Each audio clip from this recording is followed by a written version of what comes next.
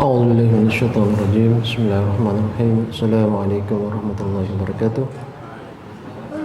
الحمد لله رب العالمين والصلاة والسلام على رسول الأمين وعلى آله وصحبه أجمعين. سبحانك لا علم لنا إلا ما علمتنا إنك أنت العليم الحكيم. ربنا زدنا علما ورزقنا فهما. ربنا اشرح لنا صدورنا ويسر لنا أمورنا. اللهم صل على محمد وعلى آل محمد كما صليت على إبراهيم وعلى آل إبراهيم وبارك على محمد وعلى آل محمد كما باركت على إبراهيم وعلى آل إبراهيم إنك حميد مجيد. أمسينا وأمسلمك الحمد لله لا شريك له لا إله إلا المصير. أمسينا على فطرة الإسلام وكلمة الإخلاص وعلى دين محمد صلى الله عليه وسلم وعلى ملة أبينا إبراهيم حنيفا وما كان المشركين. بسم الله الذي لا يضر مع شيء في الأرض ولا في السماء وهو السميع العليم. أما بعد. Alhamdulillah wa syukrulillah wa la hawla wa la quwwata illa billah. Saya muliakan Tuan Imam Bilal, pengurusi masjid dan barisan jawatan kuasa masjid, tuan-tuan, puan-puan, hadirin hadirat, muslimin dan muslimat yang dirahmati Allah SWT. Pertama-tama sekali kita merafakkan kesyukuran yang tidak terhingga kehadirat Allah SWT, karena sehingga ke saat ini kita masih lagi diberikan berbagai-bagai bentuk nikmat oleh Allah SWT. Dan di antara nikmat yang sangat besar adalah nikmat kesehatan. Nikmat sehat ini suatu nikmat yang setiap orang ataupun semua orang menginginkan agar dia terus sehat. Dan sehat tanpa ada nikmat Islam tidak juga ada artinya. Ada orang yang sehat sepanjang hayat, tetapi dia tidak mendapat petunjuk daripada Allah SWT. Apalah artinya sehat kalau tidak ada petunjuk? Jadi semuanya terangkum di dalam nikmat sehat, mendapat petunjuk daripada Allah SWT, mendapat kemudahan, dan berbagai lagi nikmat yang Allah telah berikan kepada kita, merupakan perkara yang sangat asas untuk kita sama syukuri. Tuan-tuan dan puan yang dirahmati Allah SWT, pada pertemuan yang lalu kita telah pun membahas hadis tentang kelebihan menanam. Saya ulang sikit hadis yang kita baca pada pertemuan yang lalu.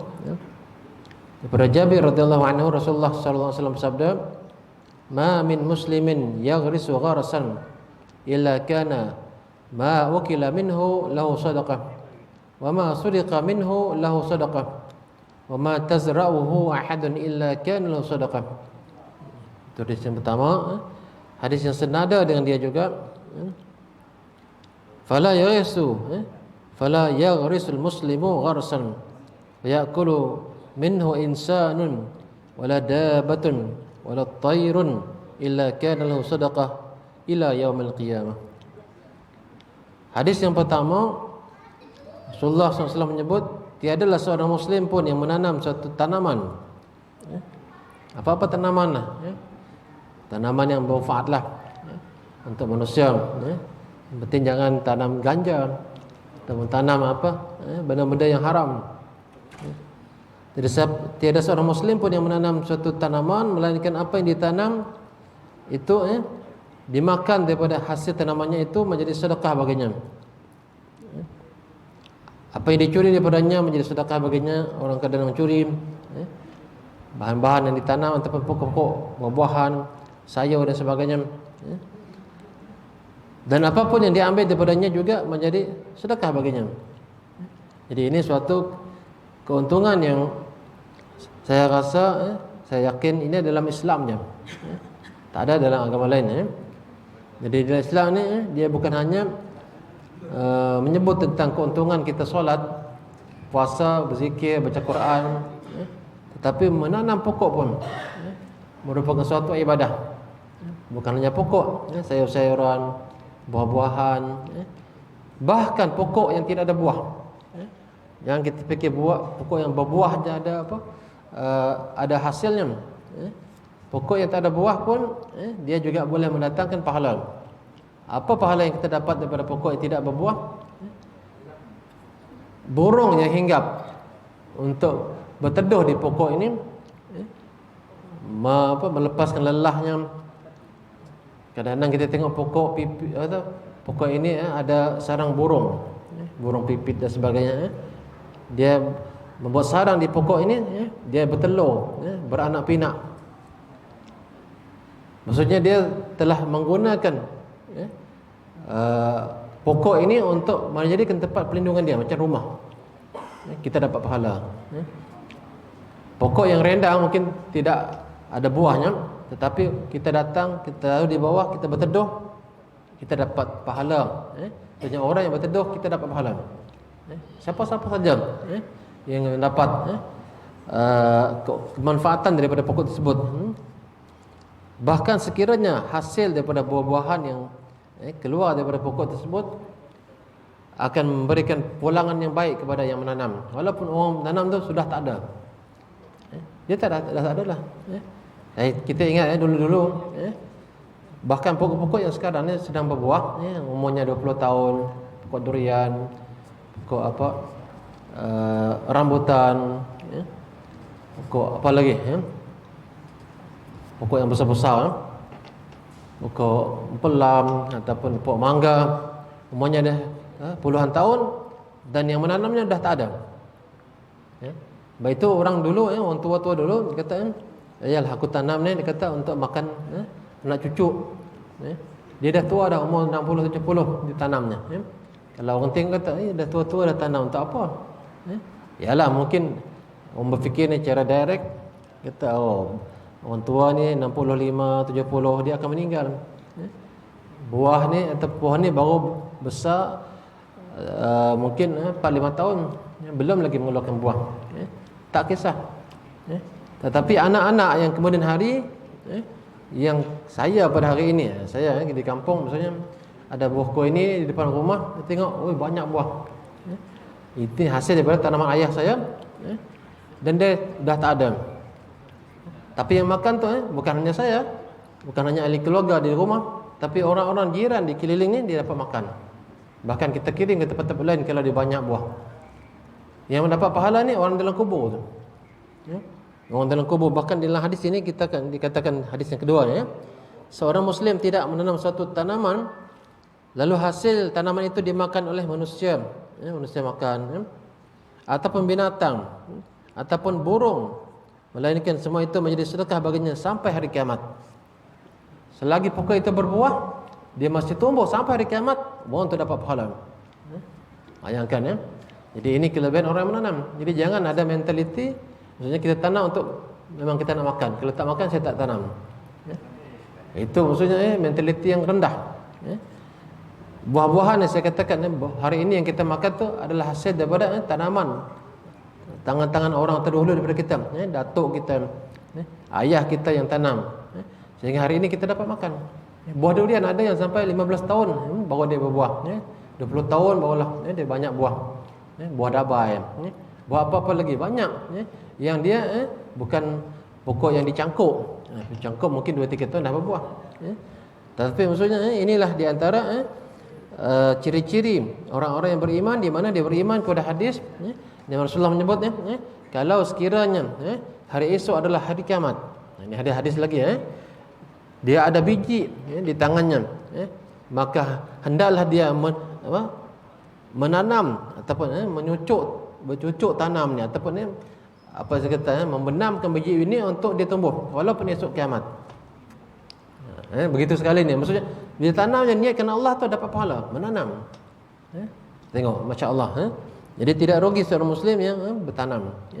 Sebab itulah saya katakan pada teman yang lalu, kalau ada tanah di keliling rumah kita ataupun kita ada tanah khas 2-3 ekar, mungkin kata tanah ini untuk apa? Yalah anak-anak semua ada rumah, ada tanah 2-3 bidang, tak apa, luaskan tanah ini, tanam pokok-pokok yang dapat menghasilkan buah walaupun mungkin kita dah meninggal dunia. Bagi pesan kepada anak-anak kita, jaga buah ini. Sebab itu kita dilarang untuk menebang pokok, pokok yang terutamanya pokok yang ada buah, dah banyak buah, jangan ditebang. Sebab Pokok ini kalau dia menghasilkan buah, dia akan berikan pulangan kepada orang yang menanamnya. Termasuk kita lah yang mengutip buah, kita sedekahkan, kita dapat pahala mengambil buah. Yang menanam tu lagi banyak lah, lagi banyak lah. Jadi ini satu keuntungan yang saya katakan tidak ada dalam agama lain.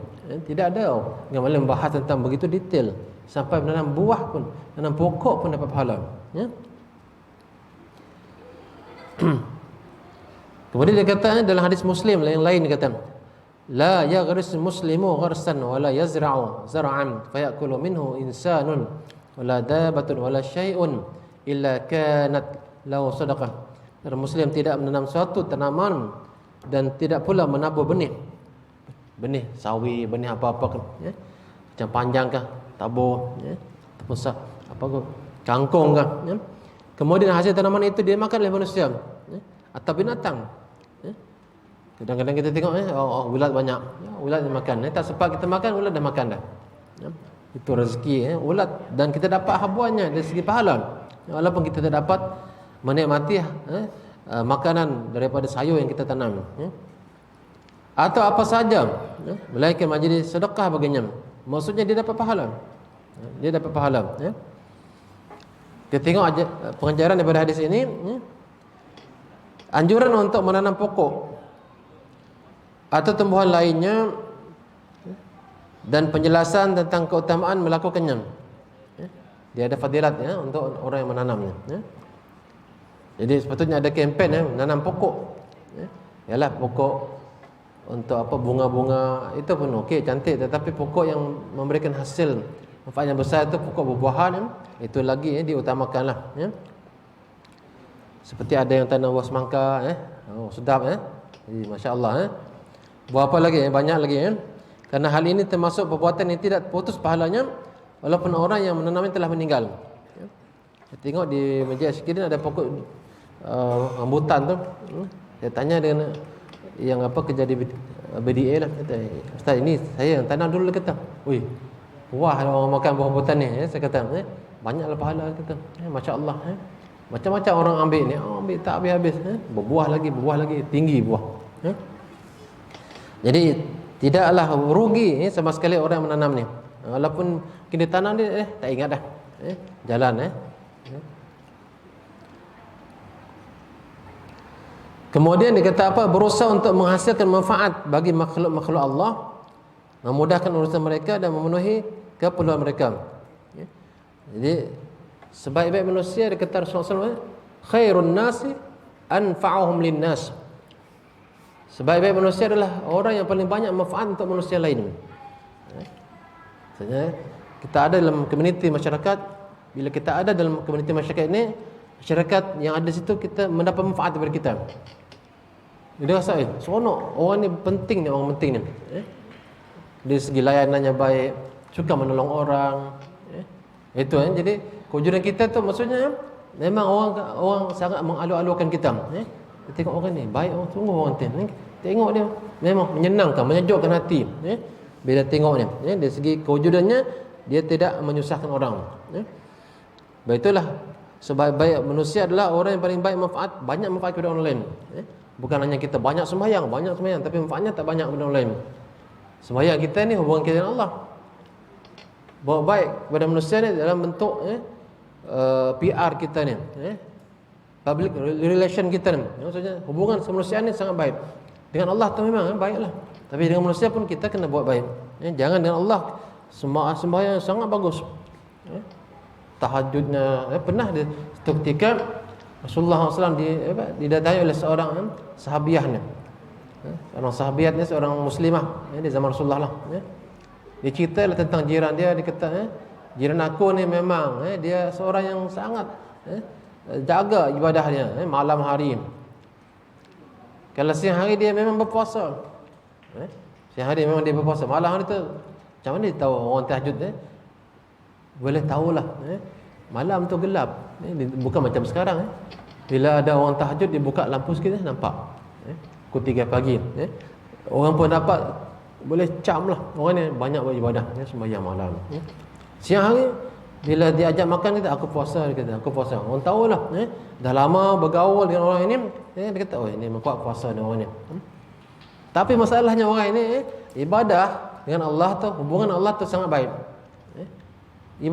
Hubungan dengan manusia ni ini yang masalah. Sehingga jiran yang mengadu kepada Rasulullah SAW kata, tetapi dia, ya Rasulullah, aku tidak selamat daripada angkara lidahnya. Ibadah dengan Allah tu, sembahyang malam, tahajud tu wajib jangan sebutlah. Maksudnya ibadah qiyamul lail, tahajudnya, apalagi salat tasbihnya, salat apa pun namanya sebutlah, salat wuduknya, salat taubatnya, memang dia first class punya. Tapi bab dia berhubung manusia ni, memang manusia ni tersakiti. Sebab apa? Lisannya. Ada tak kita tengok orang macam tu? Ada. Dia hebat ni. Dari segi amalan sunnahnya, apa lagi. Tapi dengan manusia dia bercakap tu, Masya Allah. Bukan senang memuji. Maksudnya, teruk orang manusia ni, kena caci makinya. Itu ya. Rasulullah sebut apa? Komen dia kepada perempuan ni, hiya finnar. Dia dalam neraka, kata Rasulullah SAW. Walaupun dia sembahyang waktunya jaga, malamnya tahajud, siangnya berpuasa, dia dalam neraka. Sebab apa? Dia menyakiti hati manusia. Bahaya tu tengok, jangan kita rasa ibadah kita dengan Allah tu sangat baik dah. Kita ni jaga sungguh, zikir kita ni, hizib kita ni, wirid kita jaga. Tapi dengan manusia ni tak boleh jaga. Sekarang ni orang ni tidak bercakap. Orang ambil handphone ni, netizen ni sekarang ni, taib ni, komen tentang orang ni, caci maki orang yang tidak sehaluan dengan dia, habis kena ini, kena bantai. Jangan. Nampak besar pahala orang beribadah siang malam ni, haji, umrah. Tapi caci maki manusia menyebabkan dia jadi bankrupt. Bankrupt di akhirat. Sebab apa? Sebab pahala dia akan ditransferkan kepada orang yang dicaci. Ada lagi seorang dicaci, bukan hanya 2-3 orang dicaci, banyak orang dicaci maki. Hingga Rasulullah menyebut dalam satu hadisnya, "Atadru manil muflis?" Tahu tak kamu siapa itu orang yang bankrupt? Muflis bahasa kita pun guna bahasa muflis juga ya, orang yang muflis bankrupt lah. Sahabat banyak kata, "Man la dirham lahu wala mata'." Orang yang bankrupt itu adalah orang yang tidak ada harta dan dia tidak ada duit. Setelah kita bukan itu. Orang yang muflis adalah orang yang dia banyak pahala solatnya, banyak pahala sedekahnya. Dia buat ini, buat itu. Tetapi dia kata, Rasulullah sebutnya, akala mala hadza wa daraba hadza wa safaka dama hadza. Itu wa syattama hadza wa qala. Tapi dia banyak menyakit hati manusia, memukul orang, mencaci maki orang, mencecah orang, mengumpat orang, makan harta orang. Maka di akhirat kelak maka dihimpunkan orang ni. Orang-orang yang mencaci maki ini dihimpunkan, queue up ni depan orang ni. Jadi orang itu pun teruk juga orang yang apa? Yang dia caci maki di akhirat kelak terpaksa menunggu ni. Beratus-ratus orang ni queue up nak minta, bukan minta maaf tu. Tak ada istilah maaf dah lagi di akhirat nanti. Dia akan apa? Pak selama dia ni mulut dia, bumi, apa lagi yang ada di sekitar kejadian itu akan menjadi pemberi saksi. Kata dulu aku kena umpat dia, dulu aku mendengar dia mengumpat si fulan. Maka diserahkan pahala orang ini sebanyak mana umpatan dia, sebanyak mana cacian dia, makian dia, fitnah dia. Orang ni lagi, sehingga habis pahalanya. Maka dosa-dosa orang ini akan ditransferkan, dipindahkan kepada orang yang mencaci maki ini, sehingga dia tak ada pahala langsung dah. Faulqiya finnar, akhirnya dimasukkan dalam neraka. Pahala dia ni kaya di dunia, kaya dia ketika dia dibangkit dari kubur dengan pahala-pahala yang sangat banyak. Pahala solatnya, pahala puasanya, pahala sedekahnya banyak. Tetapi dia tidak tahan untuk menyakiti hati manusia. Sebab itu kita tengok pada hari ini gadget kita ni, maksudnya dengan apa? Dengan SMS-nya, WhatsApp-nya, dengan apa? Bukan itu lagi, itu dah tinggal zaman SMS tu. Dengan Twitter-nya, FB-nya, pada TikTok-nya. Tengok di bawah tu memang netizen komen, ribuan orang kadang komen, kutuk mengutuk, menganjingkan orang lain. Tengok ciaplah. Walaupun nampak dia tak ada apa, tak berbunyi, Tetapi itu Allah rakam tu, malaikat rakam tu. Mulut tak bercakap, tetapi jari ni akan bercakap nanti. Jari akan bercakap di hari akhirat. Dialah yang menaipnya. Kalau nak type sekarang, type yang elok-elok. Kita rasa kalau kita ditujukan kalau kata-kata yang kita tulis itu kepada diri kita sendiri, kita pun sakit. Begitu juga orang lain. Walaupun mungkin dia tak sempat nak baca, sempat baca atau tidak sempat baca, itu bukan urusan. Kita caci maki itu memang malaikat jadi pemerhati kita, kiri kanan, raqib dan atidnya. Dia bukan masalahnya orang tak baca. Orang tak baca itu bukan menjadi sebab dia tak dianggap sebagai dosa. Sebab banyak sangat, beratus-ratus ribuan kadang-kadang komen netizen. Apalagi orang ni kedudukannya tinggi, menteri ke apakah, silap dia buat, bukan silap lah, maksudnya ini buat pilihan dia buat. Orang pun caci maki dia. Apa ni tak pandai buat kerja kah? Elok. Sampai dia dicaci maki apa lagi, siap di akhir kelak. Dunia kita menang, di akhirat kita lingkup. Untuk apa menang di dunia ni? Sekadar berapa tahun je kita menjawat jawatan tersebut, sehingga maksudnya puas hati kita, puas ketika kita menjatuhkan orang. Di akhir nanti kita dijatuhkan dalam neraka. Apa artinya? Apa artinya dunia dalam beberapa tahun je kita seronok puas hati tengok orang jatuh, disebabkan oleh kita yang memfitnah dia. Fitnah ni bahaya tuan-tuan. Jangan kita bolehkah kita tarik balik fitnah tersebut? Kalau dia sudah dibaca oleh ribuan orang, seluruh dunia orang baca, dan ada yang percaya dengan fitnah tersebut, sehingga orang memandang buruk kita disebabkan fitnah tersebut. Fitnah ini satu yang tidak benar, tetapi diputar-putar, dibuat-buat, diputar macam putar alam. Jadi bahaya. Itulah kalau kita dengar satu ni, jangan kita cepat membenarkan. Jangan kita cepat membenarkan. Jadi tidak semudah itu. Apalagi tentang benda-benda yang seksual. Apalagi kata tak sangka dia nampak bagus, tetapi dia melakukan seks, dia melakukan apa hasil kita zina dan sebagainya. Tak ada bukti lagi. Adakah kita yang tengok dia berzina dengan 4 orang saksi ni? Kalau tidak ada paksa orang saksi, memang kita kena sebat di akhirat kelak. Kalau ada hukum Islam di dunia ini, memang kita kena sebat. Mana saksi menyatakan orang ini berzina? Okey, kami saksinya. Mana 4 orang? Kamu tengokkan dengan mata kepala kamu sendiri, kemaluan dia masuk seperti apa? Macam apa istilah kita, apa istilahnya, baldi, masuk dalam timba masuk dalam apa? Perigi. Nampakkah kita kemaluan lelaki termasuk perempuan macam? 4 orang nampak macam tu. Kalau tak nampak, memang maksudnya dia akan disebat 80 kali. Tak boleh, walaupun sudah nampak ni orang berzina macam tu, nampakkan dia berzina dengan kemaluan yang masuk, tak nampak. Kalau tak nampak, memang kena sebat 80 kali. Itu dunia. Di akhirat memang habis. Tak ada can. Jadi jangan, tidak mudah. Jangan kita baca berita ni, si fulan bin fulan telah berkhilwat di hotel sekian-sekian, telah melakukan zina.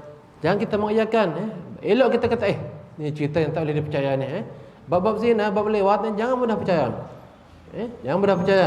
Siapa-siapa pun, sama ada orang yang kita tak suka ataupun kita suka, jangan. Sebab dia akan memerangkap diri kita untuk di akhirat kelak. Dunia ni tak ada. Malaysia kita tak ada hukum Islam di praktik sekarang ni. Jadi di akhirat kelak kita akan ditanya, betul ke kamu menyaksikan dia berzina dulu? Betul. Jadi zina ni ialah kalau orang tu dengan ikrar dia kata aku telah berzina di zaman Rasulullah, ada sebut macam tu ada seorang perempuan ataupun seorang lelaki dia kata ya Rasulullah aku telah berzina. Rasulullah kata mungkin tak mungkinlah kata Rasulullah. Mungkin engkau cium je, engkau peluk je. Rasulullah pun berpaling. Orang datang lagi ni, ya Rasulullah aku betul berzina. Kata itu sahabat Nabi ni tengok sehingga dia kata tengoklah perut aku ni. Itu ikrar istilahnya. Tak perlu kepada saksi 4 orang. Tengok perut aku ni, ini hasil perzinahan kata seorang perempuan tu. Imra'atun makhzumiyah. Dia tengok dia mengaku ni. Jadi Rasulullah kata okey tunggu sampai anakmu lahir. Tengok tak dia terus dia direjam seorang sudah berkahwin tunggu dia melahirkan anak. Lepas melahirkan anak dia datang ni bawa anaknya. Tengok ya Rasulullah aku sudah melahirkan anak ni. Hukumlah aku ya Rasulullah. Dia nak dibersihkan daripada dosa di zina tu Okey, kita tunggu dulu sampai anak ini sudah boleh makan. Maksudnya dia biarkan menyusu dulu 2 tahun lepas tu baru lain sabar perempuan ni, betul-betul dia insaf pada Allah. Lepas itu maksudnya sudah cukup masanya, dia bawa anak ni, dia ambil roti tu, dia tunjuk pada anaknya pada Rasulullah ni. Rasulullah, tengok anakku makan roti dah. Makan dah. Hukum berlaku ya Rasulullah. Rasulullah pun memang yalah, takkan Rasulullah ini walaupun ada kesaksian kata yalah orang ni betul-betul nak kebersihan, nak dibersihkan daripada hukum dosa zinanya, maka Rasulullah ambil dia direjam hingga dia mati. Hingga dia matilah. Kemudian bila berlaku macam tu, darah dia terpercik. Sayyidina Umar melatah telanya macam mana ni ni orang berzina ni ya Rasulullah, engkau solat ke atas orang yang berzina. Rasulullah merah, muka Rasulullah marah. Wahai Umar, dia kata, kalau sekiranya taubat perempuan ini diagih kepada 70 orang berzina yang sama, 70 orang di Madinah ini lagi masih cukup. Taubat dia ni sangat besar. Mana ada orang perempuan yang dia melakukan zina, dia mengaku dia aku berzina, Rasulullah tolong hukumkan aku. Tidak akan jumpa sekarang ni. Di zaman Rasulullah pun tak banyak. Zaman sekarang jangan cakap lagi lah. Anak ada orang berzina, dia pergi ke mahkamah syariah, tolong hukum aku ni, aku sudah berzina. Tak ada. Orang sebetul-betul berzina pun dipaksa pun aku tidak berzina, aku tidak berzina. Dia akan menjaga dirinya, tutup keaiban dia. Jadi Rasulullah sebut tu, Sayyidina Umar pun terkejut. Sayyidullah orang sini sudah taubat dari direjam mati memang dia masuk syurga aja. Jangan kita lebih-lebih komen. Kita jangan lebih-lebih komen. Itu tengok masya-Allah Jadi jangan sampai maksudnya ialah mulut kita tidak bercakap, tapi jari kita ni wakil lidah kita. Banyak komen tak payah banyak komen lah. Saya baca aja. Saya bila teruk sangat dah, saya lepas dah. Tak nak terlibat. Jangan kita pernah gatal hati ni nak type juga Kalau kita komen yang baik-baik, okey, ada di antara yang netizen yang komen baik-baik kata, mungkin ini dah takdir Allah, ini ujian daripada Allah, semoga Allah ampun ke dosa dia. Baik kata-katanya. Yang kita sempah seranah untuk apa? Kembali kepada kita. Menjahanamkan kita di dalam kubur, menjahanam kita di akhirat kelak, jadi muflis kita, jadi bankrupt. Itu teruknya nauzubillah min dzalik. Jadi tak ada manfaat kepada orang lain. Jadi sangat berbahaya. Zaman sekarang zaman apa? Dunia terbuka. Satu kita tulis hari ini, bukan hari ini sekarang ni kita post je, berpuluh ribu bahkan jutaan orang boleh baca. Begitu teruk. Kalau yang baik tu alhamdulillah orang boleh manfaat, kita dapat pahala daripada ribuan orang juga. Antara dua, kita nak mana? Kita nak mana? Kita nak dapat yang pahala banyak ataupun nak dosa yang banyak? Dosa yang jariah juga. Bukan hanya sedekah jariah. Sedekah jariah maksudnya pahala tu mengalir. Dosa pun boleh juga, dosa yang jariah, dosa yang mengalir terus masuk dalam akaun dosa tu. Sebab kita buka dah pintu kejahatan tadi. Kita telah memfitnah orang pun sokong kita. Kita borokkan nama dia. Macam mana kita nak tutup lagi? Macam mana kita nak tutup lagi? Kata jadi payah bila dah terbuka macam tu tutup, delete. Dah terlepas dah. Dah terlepas orang baca dah. Ini bukan mudah. Jadi oleh sebab itulah jangan pernah terlibat dalam komen-komen yang menyakitkan hati seseorang. Sama ada orang tu kafir, tak kira. Orang kekafiran itu hubungan dia dengan Allah. Kalau dia nak masuk neraka, dia masuk neraka. Yang kita ni apa hal? Kita yang kita kutuk dia tu, dia orang kafir, sama kita akan masuk neraka juga. Jangan fikir orang Islam bila kita kutuk kita dapat dosa. Orang kafir pun sama, 2 kali 5. Tidak semudahnya maksudnya kita kutuk dia, kita buat nama-nama yang pelik-pelik, kita label dia, na'udzubillah, tak. Jadi susah susah sebenarnya. Sebab itu di zaman Rasulullah tu satu ketika Rasulullah di dalam masjid, Rasulullah berkata kepada sahabat lah. Dia kata tengok nanti, dia kata kamu akan tengok seseorang akan masuk dalam masjid ini, dia lah ahli syurga. Sahabat semua terperangah kata siapa ni? Tengok Inilah dia kata Rasulullah SAW, masuk berjalan dah. Semua orang takjub apa hal ni, dia ahli syurga kata Rasulullah. Ada yang kata nervous macam apa kelebihan dia Hari kedua lagi tengok, kamu akan tengok nanti orang ni berjalan masuk masjid ni, dia ahli syurga. Kalau tak salah anak Sayyidina Umar Abdullah bin Umar, dia yang dia rasa sangat nak tahulah. Saya kira dia taklah berbohong sebenarnya. Dia nak tahu apa sebenarnya amalan orang ini. Akhirnya dia ketika dia macam nak bermalam lah di rumah orang ini. Boleh tak saya nak bermalam di sini, dia kata orang ini. Boleh kata, tak ada masalah. Dia pun bermalam 3 malam. Bermalam tidur malam makan. Yalah bila tetamu tu maksudnya dia wajib bagi makan lah. Bagi makan malam tu dia mengintip apa ibadah dia malam-malam Dulu mana bukan rumah macam sekarang besar biliknya 4-5 bilik. Dulu mungkin sebilik itu satu rumah tu lah, tidur di sini nampak. Mungkin isterinya sebelah dalam lah tengok tak ada pun hebat tahajud dia. Dia tengok ni tak ada hebat tahajud. Dah 3 hari dia sampai kata sebenarnya aku nak tahu, kata Rasulullah sebut engkau ahli syurga, kata. Kah? Kata sahabat ni, apa rahsiamu sebenarnya? Aku tengok tahajud engkau tak hebat-hebat pun. Tak hebat manalah sampai maksudnya berapa rakaat, berapa jam engkau buat tahajud. Tak ada. Rasulullah kata engkau ahli syurga, apa amalmu? Kata nak tahu. Dia tak terus direct tanya. Sekadanya menumpang nak tengok ni, nak perhatikan. Tak ada hebat pun. Kata sebenarnya aku ni tak banyak ibadah. Cuma aku ni salimul qalbi. Aku ni selamat. Hatiku ni tidak pernah pernah buruk sangka kepada orang lain. Aku pernah jaga lidah aku ni tak pernah menyakiti orang lain. Baik sangka kepada orang lain, tak pernah buruk sangka kepada orang lain. Sekarang ni banyak masalahnya orang buruk sangka kepada orang lain. Tengok ini dia terus sangka ini. Tengok ini dia sangka ini dia. Itu lagilah main-main politik sekarang ni, maksudnya baik buruk sangka tu sangat banyak. Jadi nak jadi ahli syurga tu maksudnya sangkaan itu kena baik kepada orang lain. Mulut tu kena selamat daripada mengutuk, menyakiti orang lain. Walaupun dia tidak mendengar kata-kata kita, tapi malaikat yang sentiasa 24 jam tu mengawasi kita tu, memang dia dengar, dia catat satu persatu apa yang kita kata, apa yang kita tulis. Itu jadi rupanya orang ini tak banyak ibadah, ibadah sunatnya, tetapi dia menjaga sangat lisannya, menjaga hatinya, tidak buruk sangka kepada orang lain. Jadi ini sangat penting tuan. Bukan hanya banyak zikir ibadah kita, tapi dengan manusia lain kita buruk sangka kita, mengumpat dia, menyakiti hati dia, memfitnah dia, naudzubillah min zalik. Itu yang Rasulullah sebut kepada sahabatnya. Kemudian seorang muslim memperolehi pahala dari barang yang dicuri. Jangan sedih sangat.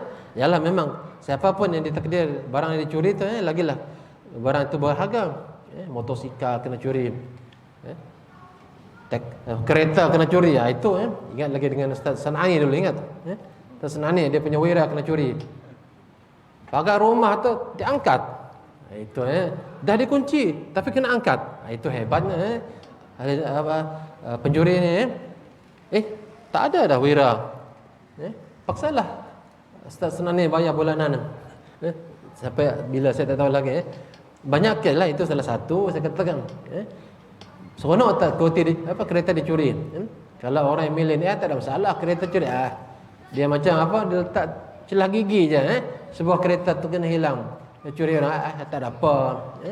Tapi orang yang bertahun-tahun kumpul duit nak beli kereta, cukup-cukup je, tiba-tiba dicuri. Memang sakit. Itu sekarang kita tengok modus operandi mencuri hebat-hebat. Dia mencuri bukan hanya kereta, duit dalam bank dicuri. 2 hari lepas seorang perempuan lah, dulu dia kerja di MLNG Bintulu, sekarang dah pindah di Semenanjung lah. Orang saya tak ingat lah. Yalah, dia kata Allah kata habis duit aku dalam bank, kata skema punya kerja. Saya tak tahu berapa ribu habis. Sekarang ni orang sekarang beratus ribu habis dalam berapa minit je. Memang canggih orang mencuri ni, bukan buka pagar lagi, potong kunci tak. Kita tengok link-link ni, hati-hati link-link ada ni. Kata Sekarang kita ada membuka ini free saja ni, tekan link dah. Tengok dalam bank habis dah 50,000. Astagfirullahalazim. Banyak pegawai pekerjaan yang baru pencen tu habis. Tengok duit dia dalam bank Islam, bank yang canggih, bank pun tidak selamat. Sekarang kita tengok bank-bank apa yang selamat, hampir tak ada. Kecuali bank-bank Swiss ataupun apalah kita tahu. Jadi bila tengok ni, ialah orang yang ada dia punya perbankan dia secara online tu memang memudahkan kita. Tapi dia ada hubung kait dengan handphone kita ni. Bila kita apa-apa link kita layan tu, dia terus connect kepada kita punya akaun tu. Sangat mudah dia scammer ni. Saya ada beberapa kali ni. Encik dia call kan. Encik ada barang yang perlu dia ambil di Jabat Pos. Pos laju kalau ini suruh tekan nombor kosong gitu. Saya kata ini memang saya tak beli apa-apa barang ni, tipu betul dia orang ni. Ada kedai sama juga. Adik saya pun sama juga. Kalau pos laju dia tak ada buat macam tu. Tak ada. Kita pun tahu apa yang kita kirim sebelum ni. Tak ada sebarang. Macam mana ni pos laju ni? Bila saya tengok ramai orang dapat mesej yang sama, memang scammer. Memang scammer. Jadi banyak sangat ahli neraka ni. Yalah orang nak dapat mudah dapat duit tu macam tu. Cerdik otak tu.